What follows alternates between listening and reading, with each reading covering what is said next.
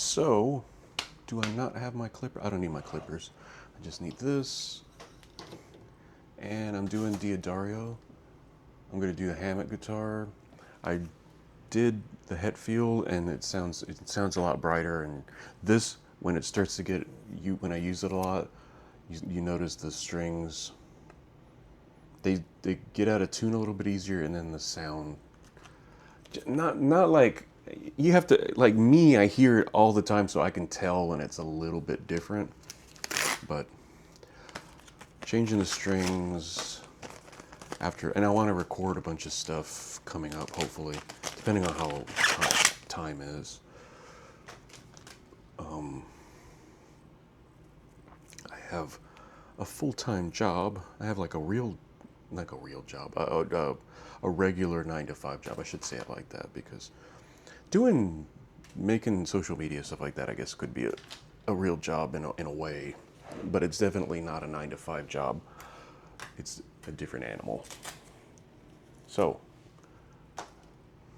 this is the Hammett guitar.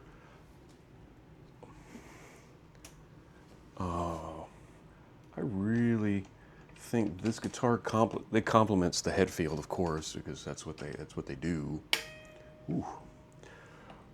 But I like the Hetfield pickups a little bit more than the Hammett pickups. But the look, I love this guitar. This guitar is so good looking. What my dream would be to make this red, put this red on this Hetfield guitar, and I think that's it. That would be the look. He came out with a second version of the Hetfield guitar, but it's white. So like his classic white, what do you call it? What was the name of that? The Explorer shape guitar. The white one he played a lot during Justice and stuff. And then he's got a newer, his snakebite shape, and in white also. That's actually a nice guitar, those snakebites, because they're just basically like that, but with a different shape, the Explorer shape. So these have locking tuners. Locking tuners are my absolute favorite thing on a guitar. It makes everything so much easier to do.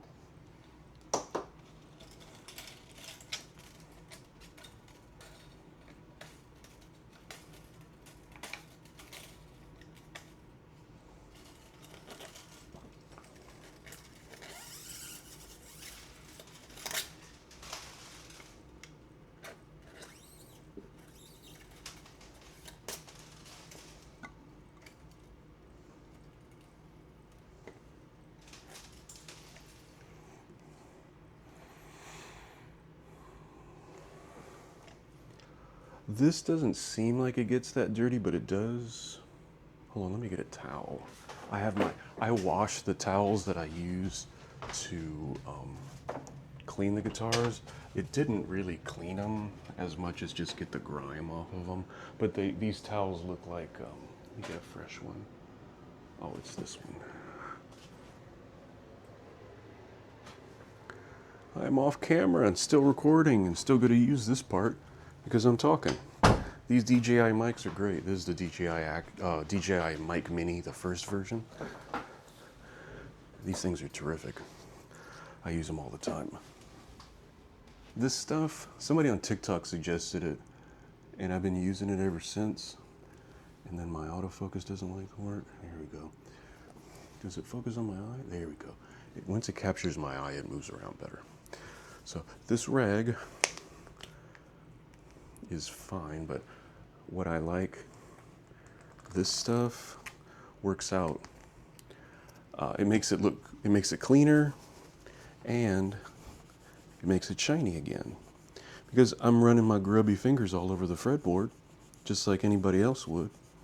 That's the whole point that's what you have to do to play guitar. And it's grimy. The towel is not clean, but I always use the same towel because I want to make sure I don't want to mess up a bunch of towels. And it works fine.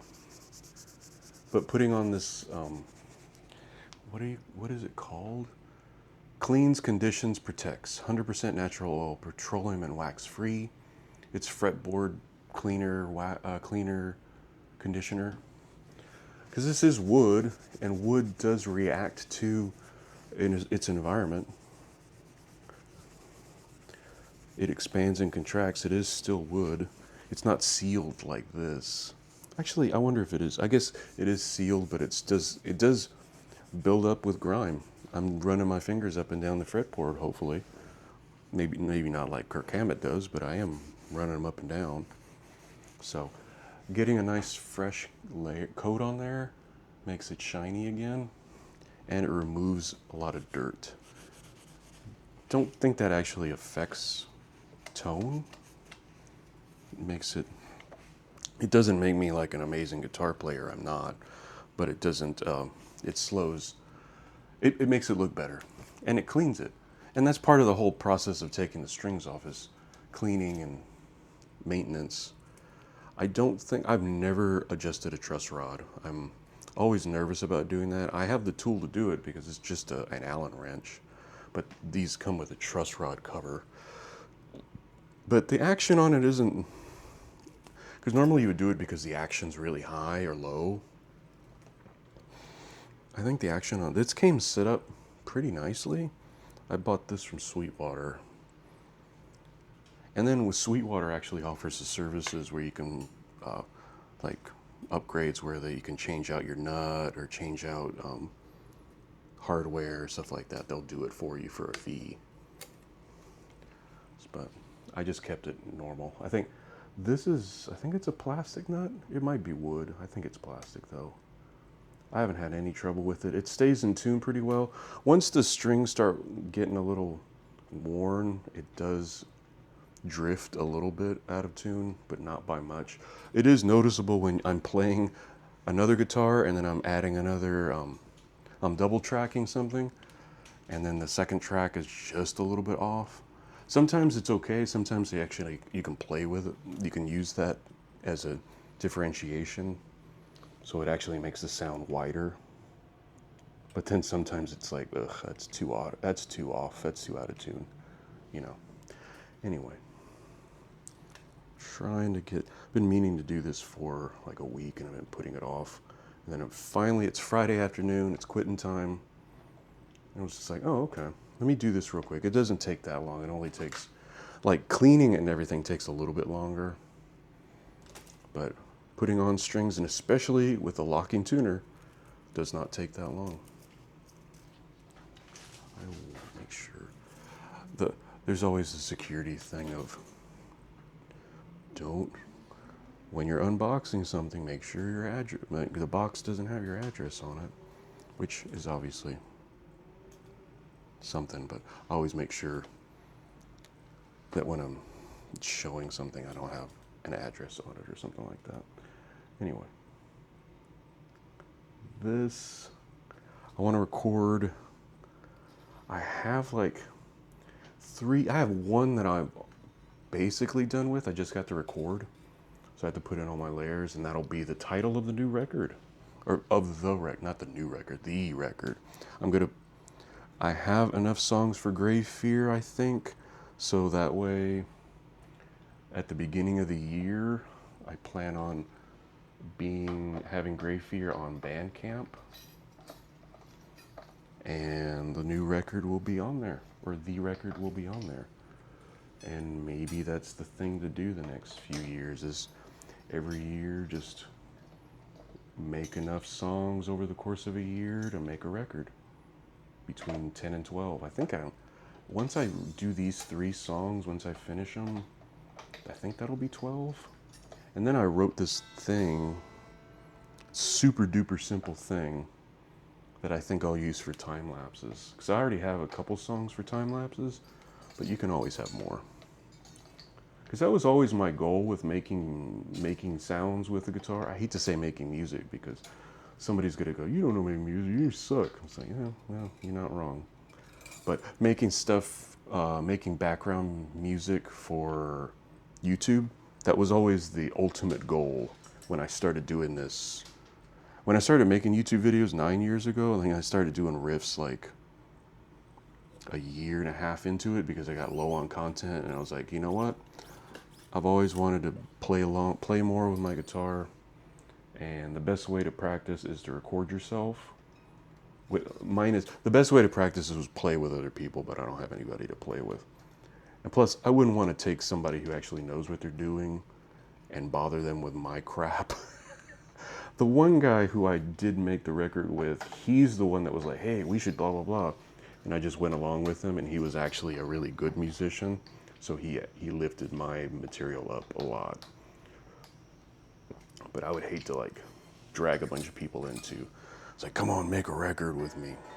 I'll just do it on my own. And if it, let the chips fall where they may. So, do I have it up here or do I have it? I do. So, I forgot to give a friend of mine, he does tattooing and stuff, so I had him make something. So this, Grave Fear, No Gods, No Kings. I think that's going to be the name of the record. At the very least, it's going to be one of the songs on the record, but I'm pretty sure I think that's what I'm going to do. I had him he had him draw that skull and I saw a Japanese business card on Tumblr like 2 or 3 years ago that was in that orientation, and I was like, I like that. I think that's the way to go. So I was like, draw me a skull and put the Grave Fear logo, and then I just gave him basic instructions, and then he took off with it and did his own thing with it, which is what I want. It's all homespun, it's all homegrown. I'm not a fancy whatever, I'm not a professional musician, I'm not trained or anything like that. I just make noise, and this is just another project for me to do. I love trying to make music so much. I don't know if I'd have the patience to have someone try to teach me. I would just hate to waste somebody's time. It's like, I'll waste my own time, that's fine, but I don't want to waste somebody else's time, let alone have to pay somebody to teach me how to play guitar. I don't know how to play guitar. Let's make that clear. I'm not saying I'm good. I always want to make sure I back that up, make that point across. That's why I put it as my text on the riffs, to make sure to just say, hey, I'm making noise and whatever. But then there's some people that were actually watching the latest riffs and were like, hey, I like that. I'm like, that always kind of makes me nervous, because people are fickle, and tomorrow they may not like the other riff. So, and I'd rather you just not like it or listen to it, and me just do whatever I want to do and just live outside of any sort of rules. There you go. So yeah, 13 and a half minutes. And as always, put the mic up close to it. Perfectly in tune every time.